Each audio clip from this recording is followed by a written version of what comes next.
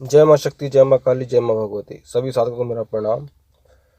विद्वान और मूर्ख व्यक्ति में क्या अंतर है, किसकी संगत करनी चाहिए और किसकी संगत से दूर रहना चाहिए, एक कहानी से इसको स्पष्ट करना चाहूँगा। एक बार एक शिष्य अपने गुरु के आश्रम में रहता हुआ उसने सभी प्रकार के शास्त्रों का अध्ययन किया। बड़ा ओजस्वी शिष्य था, तेजस्वी शिष्य था। उसने अपने गुरु जी से चारों के चारों वेदों का अध्ययन किया। वेद वो महान ग्रंथ है जो हमें सीधे परमात्मा से प्राप्त हैं, और किस प्रकार से जीवन में जीना है, किस प्रकार से रहन सहन करना है, जीवन क्या है, सिद्धांत क्या है, ये सब शिक्षा हमें वेदों से प्राप्त होती है। दुर्लभ मंत्रों की जानकारी हमें वेदों से प्राप्त होती है। किस प्रकार से व्यापार करना है, किस प्रकार से जीवन जीना है, किस प्रकार से साधना करनी है, ये सारा ज्ञान हमें वेदों से प्राप्त होता है। जब उसने अपने चारों वेदों की शिक्षा समाप्त कर ली, उसके बाद उसने 18 महापुराणों का ज्ञान अपने गुरु जी से प्राप्त किया और फिर 108 उपनिषदों को सीखा, समझा, जाना। एक प्रकार से सभी प्रकार के जो भी ग्रंथ हैं उनका अध्ययन करने के पश्चात अपने गुरु से विदा मांगी और अपने घर के लिए प्रस्थान किया। गुरु जी ने भी कहा, ठीक है भैया, बहुत अच्छा ज्ञान तूने प्राप्त किया है। इन सभी विद्याओं को, इन सभी सारे ज्ञान को आराम से अपने जीवन में समाज के भलाई के लिए, समाज के उत्थान के लिए इस्तेमाल करना। मेरा आशीर्वाद सदा तेरे साथ है। और ऐसा कह के गुरु जी ने उसको विदा दे दी। तो जब वो गुरु के आश्रम से अपने घर की तरफ जा रहा था तो उसने सुना कि भाई फला किसी गांव में एक बहुत विद्वान व्यक्ति रहते हैं और सभी शास्त्रों का उन्होंने अध्ययन किया हुआ, बहुत ऊंचे पंडित हैं, और उनके साथ अगर शास्त्रार्थ किया जाए तो तुम्हें बहुत कुछ नया ज्ञान प्राप्त होगा, बहुत कुछ नया सीखने को मिलेगा, इतने विद्वान पंडित हैं। उसने सोचा, ये तो अच्छी बात है, अपने गुरु से तो मैंने ज्ञान प्राप्त किया ही है, सभी शास्त्रों को सीखा, अध्ययन किया है, ये भी मालूम पड़ जाएगा मुझे कितना ज्ञान है कितना नहीं है। ये बता तो रहे हैं बहुत ऊंचे पंडित जी हैं, बहुत विद्वान पंडित जी हैं, तो उनसे कुछ सीखने को मिल जाएगा और मुझे भी मालूम पड़ जाएगा मैं कितना सीखा, कितना नहीं सीखा, कितना समझ पाया। तो उसने कहा, ठीक है, मुझे उनके पास जाना चाहिए और ज्ञान की 2-4 चर्चा करनी चाहिए। जब वो ये सुन के उस विद्वान पंडित जी के दर्शन के लिए गया तो उसने देखा कि बहुत सारा जन समुदाय, बहुत सारे लोग उस पंडित जी को घेर के खड़े हुए थे और जय जयकार कर रहे थे, पंडित जी की जय, पंडित जी की जय, पंडित जी की जय। पंडित जी देखा तो गर्व के मारे छाती फूल रही पंडित जी की, मुंह फूल रहा पंडित जी की, टांगे उठी हुई, अपने आप में बिल्कुल घमंड में पंडित जी बैठे हुए एकदम अकड़ के कि भाई तुझसे बड़ा विद्वान कोई नहीं है। शिष्य गया, शिष्य ने देखा बहुत सारी भीड़ है, शिष्य ने पंडित जी को जाकर प्रणाम किया, पंडित जी प्रणाम। पंडित जी ने अकड़ को उत्तर दिया, प्रणाम, हट, प्रणाम। शिष्य ने देखा, यार ये तो कहीं से कोई विद्वान नहीं लगता, ये तो एक प्रकार से अक्कड़ आदमी लगता है। विद्वान का तो गुण ये है कि जो जितना विनयी व्यक्ति होगा वो उतना ही झुका हुआ रहेगा।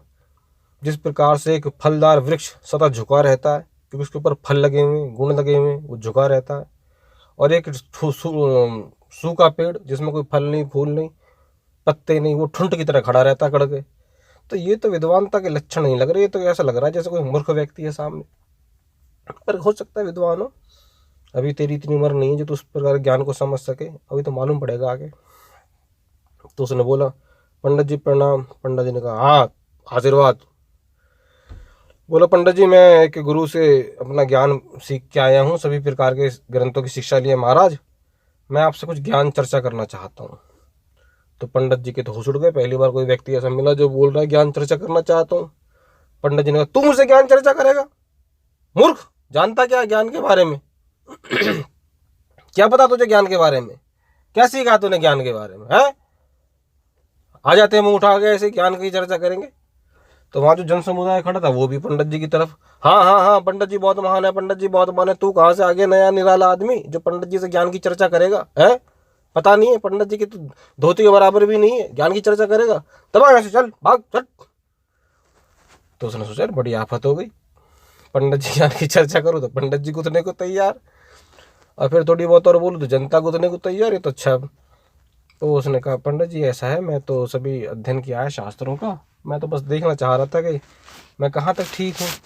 हाँ हाँ जान रहा हूँ, देख रहा हूँ तूने कितना अध्ययन किया है शास्त्रों का, क्या क्या सीखा है बता। कह रहा पंडित जी बस चारों वेदों का अध्ययन किया है और 108 उपनिषदों को सीखा है और महापुराणों की सबकी चर्चा जो भी है वो सब सीखा समझा, जाना धर्म के बारे में। अच्छा बहुत बड़ा पंडित है, सब कुछ सीख के आया, जान के आया, जो पूछूंगा बता देगा। कह रहा हाँ महाराज कोशिश करूंगा और क्या। अच्छा तो बता बता। कह रहा महाराज पूछिए। अब हम सबको पता है वेद का मतलब है ग्रंथ है, उसके अंदर मंत्र लिखे हुए हैं। अब देखो पंडित जी के क्वेश्चन कैसे हैं, मूर्ख व्यक्ति की पहचान क्या होती है यहाँ मालूम पड़ेगा। और जिनको ज्ञान नहीं है गांव वालों को, उनको तो कहना ही क्या, लेकिन एक मूर्ख है वो किस प्रकार से सिद्ध बन जाता है उसकी मैं यहाँ उदाहरण दे रहा हूँ। तो पंडित जी उससे क्या प्रश्न पूछते हैं, अच्छा तूने क्या क्या अध्ययन किया है। कह रहा जी चारों वेदों किया है। तो बता 4 वेदों के नाम बता। उसने कहा जी साम वेद है, अथर्ववेद है, यजुर्वेद है, एक वेद और बताया, 4 वेदों के नाम बताया उसने। कह रहा अच्छा 4 वेद सीखे हैं तूने। कह रहा हमारा सीखे तूने। तो बता अथर्ववेद की पत्नी का नाम क्या है। अब शिष्य के तुम तो उड़ गए। कह रहा अथर्ववेद की पत्नी, ये तो गुरुजी ने साला मुझे बताया नहीं कि अथर्ववेद की पत्नी भी है? ये तो अंडरस्टैंड क्वेश्चन पूछ रहा है। अब शिष्य जानता था कि अथर्ववेद की पत्नी नहीं है, अथर्ववेद तो ग्रंथ है खाली, ये तो खामा खाम में अपनी नाक बचाने के लिए इस तरह का नाम ले रहा था, वेद की पत्नी का नाम बता। शिष्य जानता था, लेकिन अब क्या बोलता, उसने बोला भी कि महाराज ये क्या। तो इतने भी गांव वाले बोल पड़े हाँ हाँ बताओ बताओ अथर्ववेद की पत्नी का नाम बताओ, बड़ा पंडित बन रहा था, बहुत महान बन रहा था, तू आया हमारे पंडित जी से शास्त्रार्थ करने के लिए, बता अथर्ववेद की पत्नी का नाम क्या है, बड़ा विद्वान बन रहा था, बता नहीं तो यहीं सुना देंगे मार मार के। किसी ने कहा अच्छी खुशी बताई अथर्ववेद की पत्नी का नाम कहाँ से बताऊंगे। इतने में पंडित जी फिर बोले अच्छा अभी तो एक ही सवाल पूछा है, एक में तेरी जीभ बाहर आ गई, अभी तो ये भी पूछूंगा कि अथर्ववेद की पत्नी के बच्चे कितने हुए थे बता, 2 लड़की और 1 लड़का, क्या क्या नाम है उनके बता। तो शिष्य तो बेचारा उसके तो एकदम होश उड़ गई, सवाल नहीं, कोई ज्ञान नहीं, कोई चर्चा नहीं, अथर्ववेद की पत्नी कौन है और अथर्ववेद के बच्चे कितने, यानी सामने वाला निखायत मूर्ख है। और गांव वाले सपोर्ट कर रहे थे हाँ हाँ बता बता कितने बच्चे हैं अथर्ववेद के, बता कितने बच्चे हैं बता, हमारे पंडित शास्त्रार्थ करने आया है। तो बेचारे शिष्य ने फिर यही सोचा कि भैया ये तो गाँव तो है ही मूर्ख होगा, ये पंडित भी महामूर्ख है, और ऐसे पंडित के सामने चाहे तूने 4 वेदों का अध्ययन किया हो, चाहे 108 उपनिषदों का अध्ययन किया हो, चाहे शास्त्रार्थ सब कुछ संपन्न किया हो, पर कोई फायदा नहीं है। जिसे कुछ भी नहीं आता वो भी तेरी छाती पे भारी हो जाएगा। इसलिए मूर्ख से कभी भिड़ना नहीं चाहिए, ज्ञानी व्यक्ति को वहाँ से बच के निकलना चाहिए, वहीं ज्ञान की चर्चा करनी चाहिए जो उसके उत्तम योग्य हो, जो ज्ञान के योग्य, जो जानने और समझने वाला हो। इसलिए मूर्खों से दूर रह के सदा अपनी साधना को बढ़ाओ और इस फालतू के चक्करों से, ज्ञान चर्चा से बचो, क्योंकि मूर्ख इस बात को समझ नहीं पाएंगे। जिस प्रकार से विद्वान व्यक्ति की शिष्य की बात वो पंडित नहीं समझ पाया था, गांव वाले नहीं समझ पाए थे, बस उसके गुरु उसको जानते थे, या वो व्यक्ति समझ पाता जो उसकी तरह होशियार होता। इसलिए मूर्ख और विद्वान आज के कलयुग में डिफरेंस होना तो बहुत कठिन है, क्योंकि बस वही पंडित वाला खेल है सारा का सारा। जय माँ शक्ति, जय माँ काली, जय माँ भगवती।